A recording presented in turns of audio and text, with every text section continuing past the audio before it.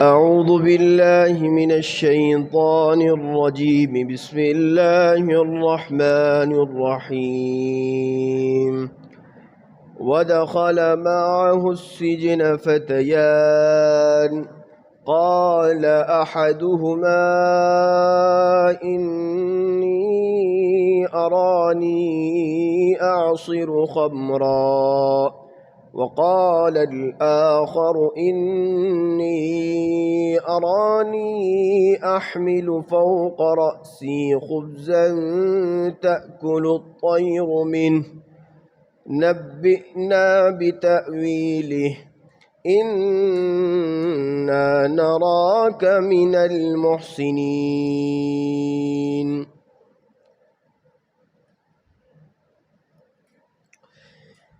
گزشتہ کل یہ بات چل رہی تھی کہ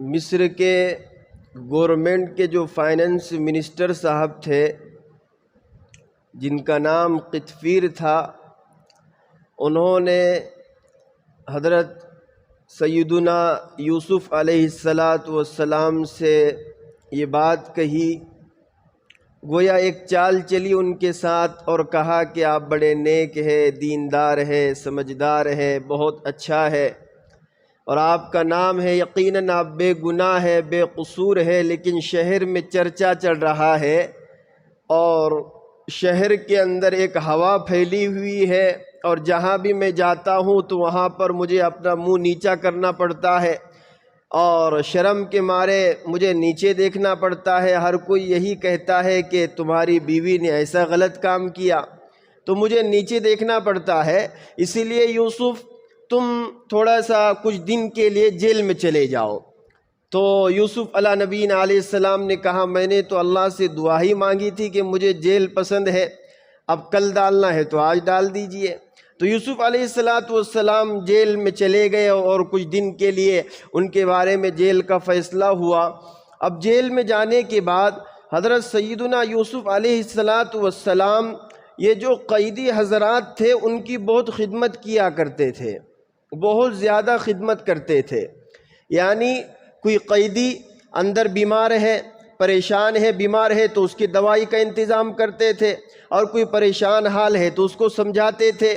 اسی طریقے سے کوئی نیا قیدی آتا تھا جیل کے اندر تو اس کو سمجھاتے تھے، اس کی دل جوئی کرتے تھے اور کہتے تھے کوئی پریشانی کی بات نہیں ہے، آپ کے بارے میں اچھا فیصلہ ہوگا۔ گویا جتنے قیدی لوگ وہاں موجود تھے ان کے سامنے حضرت سیدنا یوسف علیہ السلام نے اپنے اخلاق کا نمونہ پیش کیا، ان کے ساتھ اچھا سلوک، اچھا برتاؤ پیش کیا۔ اب یوسف علیہ نبینا علیہ السلام اب یقیناً یہ بات سوچنے سے تعلق رکھتی ہے کہ جیل کے اندر جو لوگ آتے ہیں، آپ نے دیکھے ہوں گے جیل کے اندر زیادہ تر وہی لوگ جاتے ہیں جو زیادہ خطرناک گنہگار ہو، جو زیادہ گناہ کرنے والے ہو، جو شرابی ہو، جو زانی ہو، جو بڑے بڑے گناہ کرتے ہیں، اکثر و بیشتر انہی کو جیل میں ڈال دیتے ہیں۔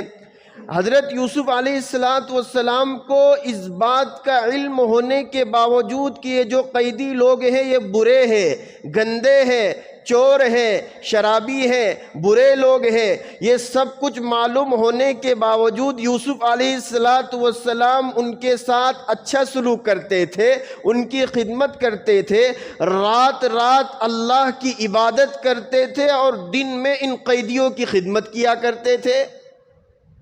اب اس سے ہمیں یہ سبق ملا کہ گنہگار سے نفرت نہیں کرنا چاہیے، گناہ سے نفرت کرنی چاہیے۔ میری بات آپ غور سے سنیں، گنہگار سے نفرت نہیں کرنی چاہیے، گناہ سے نفرت کرنی چاہیے۔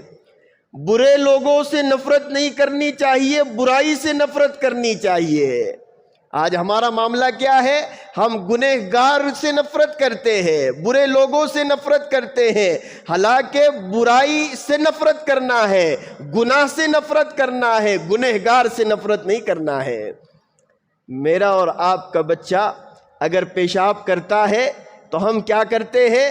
بچے کو پھینک نہیں دیتے ہیں بلکہ اس کے بدن سے کپڑا نکال کر اس کو صاف کر دیتے ہیں۔ کیا کرتے ہیں؟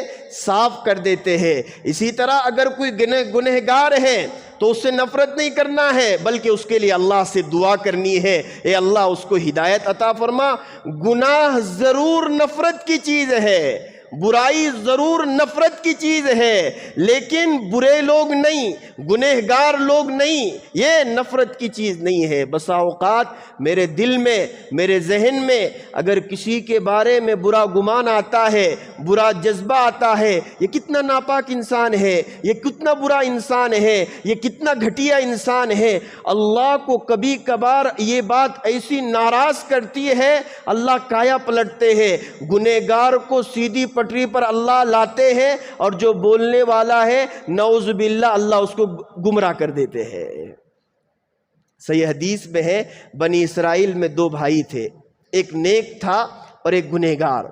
نیک جو بھائی تھا، صالح جو بھائی تھا، وہ ہمیشہ اپنے گنہگار بھائی کو سمجھاتا تھا کہ بھائی نیک کام کر، اللہ سے ڈر، متقی بن، پرہیزگار بن، تو نیکی کا اہتمام کر، اعمال خیر کا اہتمام کر۔ وہ نیک بھائی ہمیشہ اپنے گنہگار بھائی کو سمجھایا کرتا تھا، لیکن گنہگار بھائی یہ ہے کہ سمجھنے کا نام و نشانی نہیں۔ ایک دن غصے میں آ کر یہ نیک بھائی نے یہ بات کہی کہ اللہ تجھے کبھی جنت میں نہیں لے جائے گا، اللہ کی قسم اللہ تجھے کبھی جنت میں نہیں بھیجے گا۔ یہ بات کہی تو حدیث میں ہے اللہ کے رسول فرماتے ہیں من ذا الذی یتعلی علی، اللہ نے فرمایا یہ کون ہوتا ہے میری قسم کھا کر جنت کا ٹھیکیدار بن رہا ہے؟ جنت تو میں نے بنائی ہے اور یہ قسم کھا کر کہتا ہے کہ تجھے اللہ جنت میں نہیں ڈالے گا۔ تو فوراً اللہ نے فیصلہ کیا، جس نے کہا کہ جنت میں نہیں ڈالے گا اللہ نے اس کے بارے میں جہنم کا فیصلہ کیا، اور جس کے بارے میں کہا تھا کہ وہ جہنم میں جائے گا اس کے بارے میں جنت کا فیصلہ کیا۔ اسی لیے ہمیں کسی کے بارے میں فیصلہ کرنے کا حق نہیں ہے، کون گھٹیا، کون برا، کون اچھا۔ گنہگار سے کبھی نفرت نہیں کرنا ہے، اس کے گناہ سے، برائی سے نفرت کرنی ہے۔ اس لیے یوسف علیہ السلام کے اخلاق تھے کہ وہ قیدی جو شرابی ہے، کبابی ہے، زانی ہے اور فاسق فاجر ہے، ان کی خدمت کیا کر رہے ہیں، رات رات اللہ کی عبادت کرتے ہیں اور دن بھر کیا کرتے ہیں؟ ان کی خدمت کرتے ہیں۔ تو یہ خدمت کرنی چاہیے، یہ بہت اچھا طریقہ ہے، حسن سلوک کا بہت اچھا طریقہ ہے۔ اب یوسف علیہ نبینا علیہ السلام کے ساتھ قدرتی غیبی مدد یہ آئی کہ قرآن میں ہے اب دو نئے آروپی کو پکڑ کر لایا گیا، دو نئے آدمی کو جیل میں لایا گیا۔ اب یہ دو نئے آدمی کو پکڑ کر جیل میں لائے، یہ دونوں کا بہت اونچا اسٹیٹس تھا، بڑے اونچے پوسٹ پر تھے یہ، اور ان کا بڑا اونچا درجہ تھا۔ اب کیسے اونچا درجہ تھا؟ ان میں سے ایک نوجوان، یہ قرآن میں ہے وَدَخَلَ مَعُهُ السِّجْنَ فَتَيَانِ، اور جیل کے اندر دو نوجوان داخل ہو گئے، تو ان میں سے ایک نوجوان بادشاہ کا باورچی تھا، یعنی بادشاہ کا کھانا بنانے والا۔ اب بادشاہ کا کھانا بنانے والا ہر کس و ناکس نہیں ہوتا ہے، یہ ڈیوٹی تو بہت بڑی ہے، ہر ایک کو نہیں ملتی ہے۔ اب وہ جو قیدی لائے تھے، دو نوجوانوں میں سے ایک نوجوان بادشاہ کا باورچی یعنی بادشاہ کا کھانا بنانے والا، اور دوسرا نوجوان بادشاہ کو پانی پلانے والا، یعنی بادشاہ کو شربت پلانے والا، پانی پلانے والا، شہد پلانے والا۔ اب یہ دو نوجوانوں کو نئے آروپی کو پکڑ کر لایا گیا، اور ان کے اوپر آروپ کیا تھا؟ ان کے اوپر آروپ یہ تھا، ان کا گناہ یہ تھا، اور ان پر یہ الزام لگایا گیا تھا کہ ان دونوں نے پانی میں اور روٹی میں زہر ملا کر بادشاہ کو مارنے کا پلان بنایا تھا۔ کیا ان پر آروپ لگا کہ ان دونوں نے پانی میں اور روٹی میں زہر ملا کر کیا کیا؟ بادشاہ کو مارنے کا پلان بنایا دونوں نے، ان پر یہ آروپ لگا۔ اور جب یہ آئے جیل میں قیدی بن کر، اب یوسف علیہ السلام کی عادت تھی کہ جو کوئی جیل میں آتا تھا ان کی خدمت کیا کرتے تھے، اب یہ آئے تو ان کی بھی خدمت کرنے لگے یوسف علیہ السلام۔ اب ایک دن ایسا ہوا کہ یہ دونوں حضرت یوسف علیہ السلام کے پاس آئے اور کہا آپ بڑے نیک ہیں، بڑے اچھے ہیں، آپ جیل میں بھی لوگوں کے ساتھ بڑے اچھائی کا معاملہ کرتے ہیں۔ ہمارا ایک مسئلہ ہے اور وہ مسئلہ ہم آپ سے پوچھنے کے لیے آئے ہیں۔ ہمارا مسئلہ یہ ہے کہ ہم دونوں نے ایک خواب دیکھا ہے، الگ الگ خواب دیکھا ہے۔ اب خواب میں کیا تعبیر ہے، خواب میں کیا اشارہ ہے، خواب میں کیا بتلانا چاہتا ہے اللہ، یہ ہم کو پتہ نہیں ہے۔ اس لیے ہم آپ کو پوچھنے آئے، حضرت آپ تو بڑے نیک ہیں، اچھے ہیں، لوگوں کے ساتھ اچھائی کا معاملہ کرتے ہیں، تو آپ ہم کو بتلائیے کہ اس خواب میں کیا اشارہ ہے۔ اب یہاں پر علماء اعظام کہتے ہیں کہ انہوں نے پہلے نمبر پر یہ بات کہی کہ یوسف آپ نیک ہیں، اچھے ہیں اور لوگوں کے ساتھ اچھا برتاؤ کرتے ہیں، حسن سلوک کا معاملہ کرتے ہیں، اس لیے آپ ہمیں خواب کی تعبیر بتلائیں۔ علماء کہتے ہیں کہ خواب کسی کو بھی نہیں پوچھنا چاہیے، جو نیک ہو، اچھا ہو، عالم ہو، بزرگ ہو، اسی کو خواب کی تعبیر پوچھنی چاہیے۔ حدیث میں آتا ہے کہ خواب معلق رہتا ہے، ادھر رہتا ہے، ایسا اوپر معلق لٹکا ہوا رہتا ہے، ادھر رہتا ہے، اور جب کبھی کسی کو کوئی خواب بتلا دیا جاتا ہے دنیا میں، جو کوئی اس کی جیسی تعبیر بتلاتا ہے فوراً وہ خواب نیچے آتا ہے اور دنیا میں ویسا ہی ہوتا ہے جیسی تعبیر بیان کی گئی ہے۔ اسی لیے ہر کس و ناکس کو اسی لیے کہا گیا لبیب کو پوچھے یا حبیب کو پوچھے۔ لبیب کا مطلب عقل مند عالم بزرگ کو پوچھے، یا ایسے دوست کو، جگری دوستوں کو پوچھے جو آپ کی غلط بات کو بھی اچھائی میں پیش کرتا ہو۔ کیونکہ آپ نے دیکھا کوئی برا خواب اور پوچھا دشمن سے، اب اس نے تو بتا دیا کہ کھڈے میں سے نیچے تو گرنے والا ہے، تو گر جائے گا نیچے۔ اور جگری دوست سے پوچھا کہ میں نے اوپر سے نیچے چھلانگ لگاتے ہوئے اپنے آپ کو دیکھا ہے، تو دوست تو کہے گا آپ کو کہ نہیں نیچے سے اوپر جائے گا، اوپر سے تو نیچے نہیں آئے گا۔ تو لبیب کو پوچھنا چاہیے یا حبیب کو پوچھنا چاہیے۔ اب دونوں نے الگ الگ اپنا خواب سنانا شروع کیا کہ سب سے پہلے ان میں سے ایک خواب سناتا ہے۔ کیا خواب سناتا ہے؟ قال احدہما انی ارانی اعصر خمرا۔ جو پانی پلانے والا تھا بادشاہ کو، شربت پلانے والا تھا۔ اب عربی میں پانی پلانے والے کو ساقی کہا جاتا ہے، ساقی۔ ساقی مطلب پانی پلانے والا، شربت پلانے والا، دودھ پلانے والا، شراب پلانے والا۔ تو یہ جو تھا یہ ساقی، یہ بادشاہ کو شربت بھی پلاتا تھا، شراب بھی پلاتا تھا، دودھ بھی پلاتا تھا، شہد بھی پلاتا تھا۔ اب اس نے اپنا خواب بیان کرنا شروع کیا کہ حضرت میں نے خواب دیکھا۔ کہا بولو کیا خواب دیکھا؟ کہا میں نے خواب دیکھا پکے ہوئے انگور کو میں نے لیا، اور انگور کو لینے کے بعد اس کا رس نچوڑا، اور رس نچوڑنے کے بعد میں اس کی شراب بنانے کی تیاری کر رہا ہوں۔ کیا خواب دیکھا اس نے؟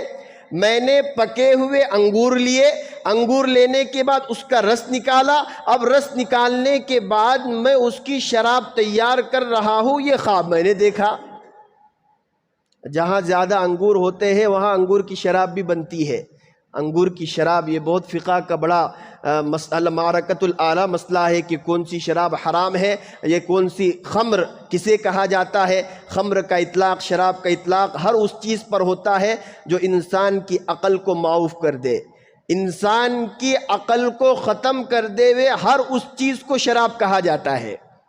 کیا صرف شراب اس کو نہیں کہتے ہیں بوتل وغیرہ سے منہ کو لگانا اور جام منہ کو لگانا اور چلتے رہنا، اس کو نہیں، ہر وہ چیز شراب ہے جو انسان کی عقل کو ختم کر دے ہوئے، چاہے وہ کوئی بھی چیز ہو۔ آج کل گانجا وغیرہ یہ سب چیزیں اسی میں داخل ہے، اور سب چیزوں کا حکم حرام میں ہے۔ عجیب غریب آج کل کا مزاج ہے ہمارے نوجوانوں کا، اللہ معاف فرمائے، عجیب قسم کا مزاج بنتا جا رہا ہے، اور طرح طرح کی نشہ آور چیزیں استعمال کی جا رہی ہے۔ میں نے تو یہاں تک سنا کہ کانچ کا بھی نشہ ہوتا ہے، اور اسی طریقے سے یہ بات سنا کہ انجیکشن کا بھی نشہ ہوتا ہے۔ عجیب طریقے سے 17 سال کا نوجوان بچہ ہے، ابھی تو عمر کیا ہے، عمر کا کچا ہے، بچپنا ہے، چھوٹا کمسن ہے، اور نشہ کر رہا ہے کس چیز کا؟ وہ انجیکشن کا نشہ۔ اسی طریقے سے اللہ معاف کرے وہ نشہ کر رہا ہے کانچ کا نشہ، اسی طریقے سے وہ نشہ کر رہا ہے سگریٹ کا نشہ، اندر سے پورا کھوکھلا ہوتا جا رہا ہے۔ ہمارے نوجوان اندر سے پورے کھوکھلے ہوتے جا رہے ہیں۔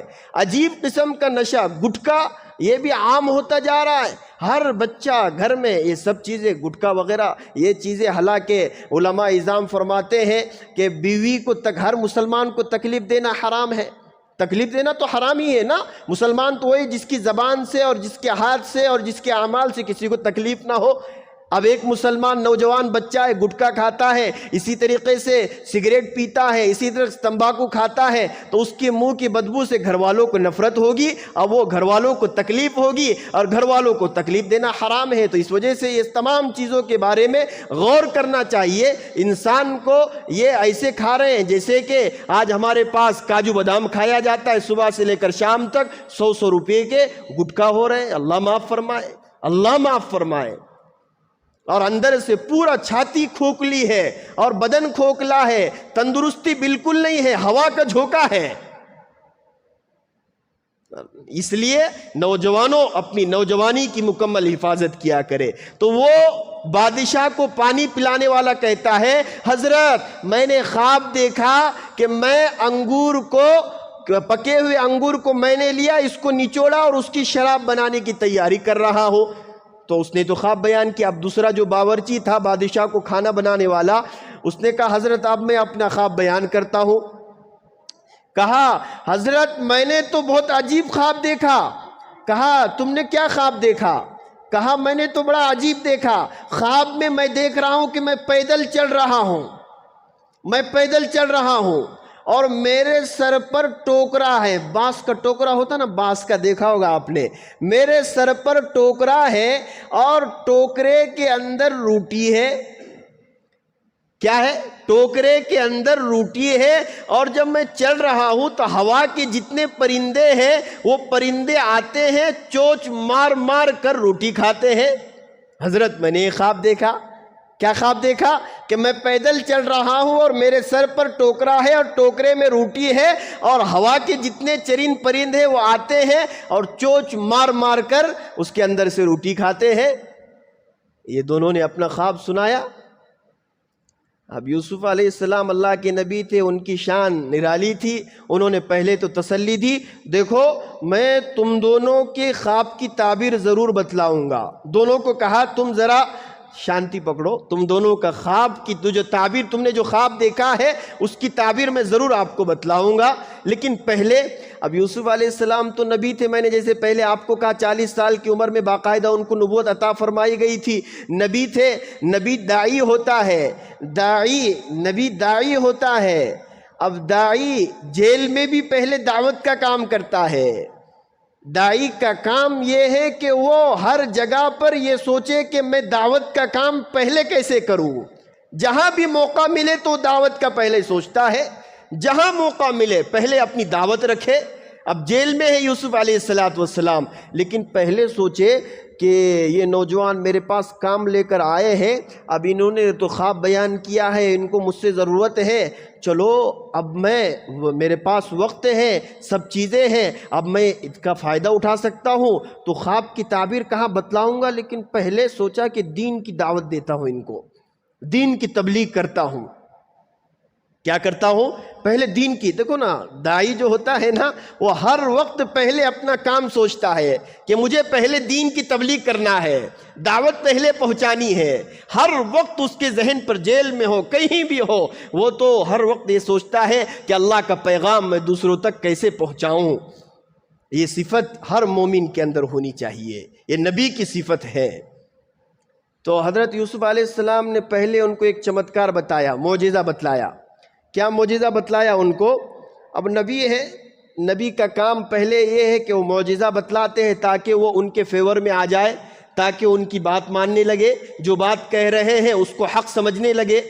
یوسف علیہ السلام نے کہا تم اتنے دنوں سے یہ جیل میں رہ رہے ہو، تم نے مجھے دیکھا، میں روزانہ کھانا آنے سے پہلے جیل میں کھانا آنے سے پہلے کون سا آئٹم بنا ہے، کون سی چیز بنی ہے، کون سی سبزی بنی ہے، وہ میں آنے سے پہلے تم کو بتلاتا ہوں۔ حالانکہ میں بھی جیل میں ہوں، تم بھی جیل میں ہے، باہر کی چیز میں اندر رہتے ہوئے بتلاتا ہوں۔ کیا کہا؟ یہ معجزہ بتلایا۔ ان دونوں کو، کہا تم دونوں نے دیکھا نا اتنے دنوں سے تم جیل میں ہیں، اب کھانا آنے سے پہلے یوسف علیہ السلام کیا کرتے تھے؟ کھانا آنے سے پہلے سب قیدیوں کو کہتے تھے آج یہ کھانا بنا ہے، آج مطبخ میں یہ آئٹم بنی ہے اور یہ چیز بنی ہے اور یہ کھانے میں اس وقت یہ آئیں گی، حالانکہ وہ باہر نہیں جاتے تھے۔ ان دونوں کو کہا کہ میں بتلاتا ہوں کہ نہیں؟ دونوں نے کہا بتلاتے ہیں آپ؟ کہا آج بھی بتلاتا ہوں کہ کیا کھانے میں آئے گا۔ تو یہ بات یوسف علیہ السلام نے ان کے سامنے کہی اور کہا میں جو بتلاتا ہوں نا میں اپنی طرف سے نہیں بتلاتا ہوں، حالانکہ میں بھی جیل میں، تم بھی جیل میں، تم کو معلوم ہونا چاہیے لیکن تم کو نہیں معلوم ہوتا۔ مجھے کیسے معلوم ہوتا ہے؟ کہا مجھے اس لیے معلوم ہوتا ہے کہ میں اللہ کا پیغمبر ہوں، میں اللہ کا نبی ہوں، میں اللہ کا رسول ہوں، میں اللہ کا نبی ہوں۔ اللہ مجھے بتلاتے ہیں، اللہ مجھے وحی کے ذریعے بتلاتے ہیں کہ آج فلاں چیز بنی ہے، آج فلاں ڈش بنی ہے، آج فلاں کھانا بنا ہے۔ جبرائیل میرے پاس وحی لے کر آتے ہیں، پھر میں تم کو بتلاتا ہوں۔ مجھے کیا معلوم؟ علم غیب میرے پاس نہیں ہے، غیب کا علم۔ تو پہلے ان کو یہ بات بتلائی اور ان کو اپنا تعارف کرایا کہ میں ایک نبی ہوں۔ نبی کیا کہا؟ میں ایک نبی ہوں۔ پھر ان کو کہا دیکھو تم یہ سمجھیں گے کہ میں بہت زیادہ تمہارا ٹائم لے لوں گا، ان سے یہ بات کہی اب جو کھانا آئے گا نا وہ کھانا آنے سے پہلے میں تم کو تمہاری خواب کی تعبیر بتلا دوں گا۔ کیا کہا؟ وہ کھانے کا وقت آنے سے پہلے میں تم کو تمہاری خواب کی تعبیر بتلاؤں گا۔ اور یہ چیز جو میں نے پہلے آپ سے کہی کہ یوسف جیل میں رہ کر جیل کی باہر کی چیز بتلا رہے کہ کھانے میں آج کون سی چیز بنی ہے، کون سی آئٹم بنی ہے، اس میں حیرت کرنے کی بات نہیں ہے۔ قرآن میں ہے عیسیٰ علیہ السلام بتلایا کرتے تھے، عیسیٰ علیہ السلام پر انجیل اتری، اب بچے پڑھنے آتے تھے، بڑے پڑھنے آتے تھے، انجیل سارے لوگ پڑھنے آتے تھے۔ اب جو بچہ پڑھنے آتا تھا حضرت عیسیٰ علیہ السلام اس سے کہتے تھے تم یہ کھانا کھا کر آئے ہو۔ دوسرا بچہ آ کر سناتا تھا انجیل، کہا تم یہ کھانا کھا کر آئے ہو۔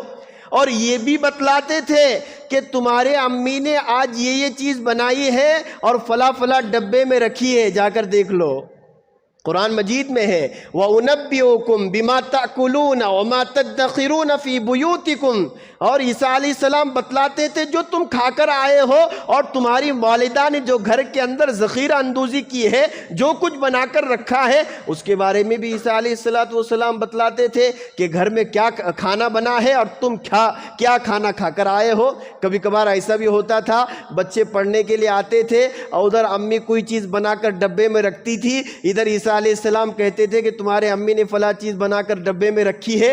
بچہ جا کر امی سے کہتا تھا کہ امی وہ چیز کوئی چیز بنائی ہے آپ نے؟ امی کہتے نہیں، وہ کہتے نہیں بنائی ہے، فلاں فلاں جگہ ڈبے میں رکھی ہے، عیسیٰ علیہ السلام نے بتلایا ہے مجھے۔ تو یہ چیز عیسیٰ علیہ السلام نے بھی بتلائی اور یوسف علیہ السلام نے بھی بتلائی۔ اب یوسف علیہ السلام نے دونوں کا خواب سنا کہ باورچی نے اپنا خواب بیان کیا اور دوسرا جو ساقی ہے اس نے خواب بیان کیا۔ پھر یوسف علیہ السلام نے اپنا ایک معجزہ بتلایا کہ جیل میں رہتے ہوئے میں باہر کی چیز تمہیں بتلا رہا ہوں۔ دیکھو قرآن کیا کہتا ہے، وَدَخَلَ مَعَهُ السِّجْنَ فَتَيَانِ، یوسف علیہ السلام کے ساتھ جیل کے اندر دو نوجوان داخل ہوئے۔ قال احدهما انی ارانی اعصر خمرا، ان میں سے ایک نے کہا کہ میں خواب میں دیکھ رہا ہوں کہ میں نے انگور کو نچوڑا اور اس کی شراب کی تیاری کر رہا ہوں۔ وقال الآخر، اور دوسرے باورچی نے کہا انی ارانی احمل فوق رأسی، میں نے خواب میں دیکھا اپنے آپ کو پیدل چلتے ہوئے کہ میں نے اپنے سر پر ایک ٹوکری دیکھی، روٹی کی ٹوکری، تاکل الطیر من، پرندے اس سے کھا رہے ہیں۔ نبئنا بتأویلہ، یوسف آپ ہمیں اس کی تعبیر بتلا دیجئے۔ انا نراک من المحسنین، یوسف ہم آپ کو نیک لوگوں میں سے گردانتے ہیں۔ اب یوسف علیہ السلام نے ایک بات تو ان کے سامنے اپنا معجزہ ظاہر کیا، چمتکار ظاہر کی، اور دوسری چیز ان کے سامنے کیا رکھ رہے ہیں؟ اب توحید کی بات رکھ رہے ہیں۔ اللہ پر ایمان لانے کی بات رکھ رہے ہیں، عقیدے کی بات رکھ رہے ہیں، سب سے بڑی اہم بات ان کے سامنے رکھ رہے ہیں۔ پہلے تو ایک چمتکار بتایا، اب جب وہ ان کی عقیدت میں آ گئے، ان کی محبت میں آ گئے، یہ بہت بڑے آدمی ہیں، نبی ہے، اب ان کو ڈائریکٹ ایمان کی دعوت دے رہے ہیں۔ کیا کہتے ہیں؟ انی ترکت ملت قوم لا یؤمنون باللہ وہم بالآخرۃ ہم کافرون، کہ میں باہر ایسی قوم کو چھوڑ کر آیا ہوں۔ او میرے نوجوان بھائیوں، وہ کیا کہتے ہیں یوسف علیہ السلام وہ دونوں سے؟ او میرے نوجوان بھائیوں، میں جیل کے باہر ایسے لوگوں کو چھوڑ کر آیا ہوں جو اللہ پر اور آخرت کے دن پر ایمان نہیں رکھتے ہیں۔ کیا کہا؟ جو اللہ پر اور آخرت کے دن پر ایمان نہیں رکھتے ہیں، اور کہا کہ زندگی میں سب سے بڑی چیز یہ ہے کہ انسان اللہ کی ذات پر یقین لائے، اللہ پر ایمان لے کر آئے، اللہ کی وحدانیت پر، اللہ کی ربوبیت پر اور اللہ کے وعدوں پر ایمان لے کر آئے، یہ سب سے بڑی چیز ہے۔ میں تو جیل کے باہر ایسے لوگوں کو چھوڑ کر آیا ہوں، میں تنگ آ گیا تھا ان سے، بیزار آ گیا تھا ان کی باتیں سن سن کر، میں نے سب کو چھوڑ کر جیل میں آنا پسند کیا، کیونکہ وہ اللہ کی ذات پر یقین نہیں رکھتے ہیں۔ تو یہ بات یوسف علیہ نبینا علیہ السلام نے ان سے کہی، اور آگے کیا کہا؟ وَاتَّبَعْتُ مِلَّةَ آبَائِي إِبْرَاهِيمَ وَإِسْحَاقَ وَيَعْقُوبَ، اور میں اپنے آبا و اجداد ابراہیم، اسحاق، یعقوب کی ملت کی اتباع کرتا ہوں۔ مَا كَانَ لَنَا أَن نُشْرِكَ بِاللَّهِ مِن شَيْءٍ، ہمارے لیے اچھی چیز نہیں ہے کہ ہم اللہ کے ساتھ شرک کریں۔ کیا کہا؟ اپنے پرکھوں کا نام لیا، پردادا ابراہیم کا نام لیا، دادا اسحاق کا نام لیا، ابو یعقوب کا نام لیا، اور کہا میں بڑے اونچے خاندان کا ہوں۔ انسان کو اپنا خاندان جب اونچا ہوتا ہے اس پر فخر ہوتا ہے۔ بعض لوگ خاندان کو دیکھ کر فیصلہ کرتے ہیں یہ کیسا آدمی ہے۔ تو یوسف علیہ السلام نے وہ نوجوانوں کے سامنے یہ بات رکھی، میں تو ایک نبی ہوں، اور دوسرا میری جو نسل ہے اور میں جو اوپر سے آیا ہوں یہ بہت اعلیٰ ہے۔ میرے اوپر داداؤں میں پرداداؤں میں نبی گزرے ہیں، میرے پردادا ابراہیم نبی تھے، میرے دادا اسحاق نبی تھے، میرے ابو یعقوب نبی تھے، میں تو بڑے اونچے خاندان کا ہوں، اونچے لیول کا آدمی ہوں۔ خاندان کا بھی بڑا اعتبار ہوتا ہے، اور کہا ہمارے لیے اچھی چیز نہیں ہے کہ ہم اللہ کے ساتھ شرک کریں۔ میں نے جس کے نام آپ کے سامنے لیے ہیں، چاہے ابراہیم ہو، اسحاق ہو، یعقوب ہو، وہ اللہ کے ساتھ شرک نہیں کیا کرتے تھے۔ کہا او نوجوان بھائیوں، ہمارا بھی کام ہے کہ ہم اللہ کے ساتھ شرک نہ کریں، اللہ کے ساتھ کسی کو ساجی نہ بنائے، اللہ کے ساتھ کسی کو معبود نہ بنائے۔ اب یعقوب علیہ السلام وقت کا فائدہ اٹھا رہے ہیں، تعبیر پوچھنے کے لیے آئے خواب کی، تو تعبیر بتانے سے پہلے یہ فائدہ اٹھا رہے ہیں اور ان کو دعوت دے رہے ہیں۔ علماء نے اس سے اہم نکتہ نکالا ہے، بات ختم کر دیتے ہیں، کہ ہم جس بزنس میں ہو، جس جگہ میں ہو اور جس وقت میں ہو، ہم اگر مزدور ہیں، اگر ہم بزنس مین ہیں، اسی طریقے سے ہم کسی حکومت کے ملازم ہیں، ہم پروفیسر ہیں، تو اسلام کہتا ہے کہ تم اس منصب پر رہتے ہوئے سب سے پہلے اسلام کے سفیر ہیں۔ تمہارا کام سب سے پہلا یہ ہے کہ تم پہلے اسلام کی دعوت دو، تم اس کا فائدہ اٹھاؤ۔ اگر کوئی تمہارے پاس آیا ہے، تم ڈاکٹر ہے، تم انجینئر ہے، تمہارے پاس کوئی محتاج بن کر آیا ہے، تو سب سے پہلے اس کے آنے کا فائدہ اٹھاؤ۔ تم کو دوا تو دے دوں گا، تمہیں پلان تو بتلا دوں گا، تمہارا کام تو کر دوں گا، لیکن پہلے 10 منٹ یہ بات سنو، وہ کام لے کر آیا ہے، وہ سننے سے انکار نہیں کرے گا۔ اس لیے موقع کا فائدہ اٹھاتے ہوئے سب سے پہلے ہمیں ہر آنے والے کو اسلام کی دعوت دینی چاہیے۔ یہ اسلام کا بہترین عمل ہے، جو یوسف علیہ السلام کے واقعے سے ہمیں یہ سبق ملتا ہے۔ اللہ جو باتیں کہی ہے اس پر عمل کرنے کی توفیق مرحمت فرمائے۔ بسم اللہ الرحمن الرحیم۔ اللہم صلی وسلم دائما ابدا علی حبیبک خیر الخلق کلہم۔ ربنا ظلمنا انفسنا وان لم تغفر لنا وترحمنا لنکونن من الخاسرین۔ اللہم اعنا علی ذکرک وشکرک وحسن عبادتک۔ یا الہ العالمین، رحم کا، کرم کا، عفو کا، عافیت کا معاملہ فرما۔ اللہ بڑے گنہگار ہیں، بڑے خطا کار ہیں۔ رمضان کا مقدس مہینہ دیکھتے دیکھتے چلا گیا ہے۔ اللہ 20 دن ہو گئے ہیں، لیکن جیسی قدردانی کرنی تھی پیارے اللہ جی ویسی قدردانی نہیں ہوئی ہے۔ اے اللہ، ناقدروں سے آپ نعمت چھین لیتے ہیں۔ اللہ، اے اللہ ہم سے یہ نعمت نہ چھین لیجئے۔ اللہ زندگی میں بار بار رمضان کی دولت عطا فرمائیے، رمضان کا مہینہ عطا فرمائیے۔ جو ناقدری ہوئی ہے اللہ معاف کر دیجئے۔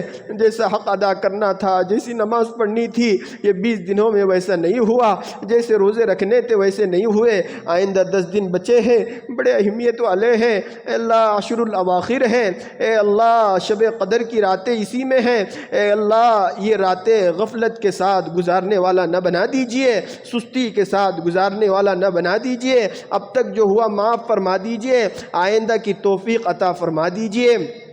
آئندہ تیرے سامنے رونے والا بنا دیجئے۔ آئندہ کے دن اے اللہ گزرے ہوئے دن سے بہتر بنا دیجئے۔ آئندہ کا ایک نیا شیڈول بنانے والا بنا دیجئے، ایک لائحہ عمل بنانے والا بنا دیجئے۔ اے اللہ جن حضرات نے نیت کی ہے کہ ہم سنت مؤکدہ علی الکفایہ اعتکاف کریں گے، اے اللہ ان کے جان میں، مال میں، عزت میں، آبرو میں خوب برکت عطا فرمائیے۔ اللہ ان کے حوصلوں کو بلند فرمائیے، ان کے نیتوں میں پختگی عطا فرمائیے، ان کے عزائم کو قبول فرما دیجئے۔ اور جن حضرات نے اللہ ارادے کیے ہیں، اللہ سب کے ارادوں میں پختگی عطا فرمائیے۔ سب کو ہم تمام کو بیٹھنے کی توفیق مرحمت فرمائیے، خواتین کو گھر میں بیٹھنے کی توفیق مرحمت فرمائیے۔ اے اللہ عافیت کا معاملہ فرمائیے، رحم و کرم کا معاملہ فرمائیے۔ اے اللہ اس رات ہم خصوصی یہ دعا کرتے ہیں کہ ہماری مائیں بہنیں، اللہ خصوصاً ہماری بہنیں اے اللہ دین اسلام سے مرتد ہو رہی ہے، ایمان چھوڑ رہی ہے۔ ہماری بہنیں اللہ ایمان چھوڑ رہی ہے۔ اللہ روزانہ کوئی نہ کوئی معتبر ذرائع سے ایسی خبر ملتی ہے 10 بہنوں نے اللہ ایمان چھوڑ دیا ہے، 10 بہنوں نے ارتداد اختیار کیا ہے۔ اللہ دل چھلکتا ہے، روح کانپ جاتی ہے۔ ہماری پیاری اور معصوم بہنیں، ان کو اللہ شریر لوگ، نالائق لوگ اپنے جال میں پھنسا رہے ہیں۔ اللہ یہ ہماری ماں اور بہنوں کو دین کی سمجھ عطا فرمائیے، ایمان کی سمجھ عطا فرمائیے، ایمان کی نعمت سمجھا دیجئے۔ ایمان سب سے بڑی نعمت ہے، ایمان سب سے بڑی دولت ہے، اسلام سب سے بڑی دولت ہے، اللہ کو ماننا سب سے بڑی دولت ہے۔ یہ چیز اللہ ہماری بہنوں کو سمجھا دیجئے پیارے اللہ، سمجھا دیجئے۔